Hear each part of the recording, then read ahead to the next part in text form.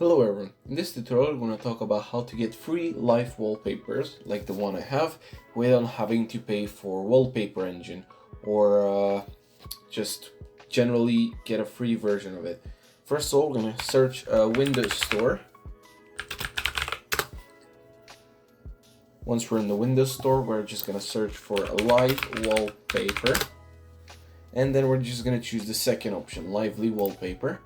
Open it and press get. That should install it for you and you're gonna be ready to use it.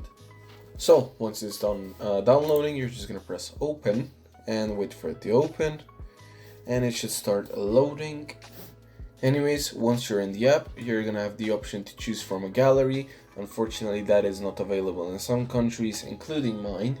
There are updates, and there you can add your own wallpapers. Then once you have chosen one from the gallery or one of these sample ones, you just press on it and it will apply instantly. Now, because I'm using Wallpaper Engine at the same time, even if I try to apply it, like you see, I'm pressing on it, nothing will happen because I have another software overriding it. So make sure you don't have my issue as well. Anyways, thanks for watching. Make sure to leave a like, share and subscribe, and see you in the next one. Goodbye.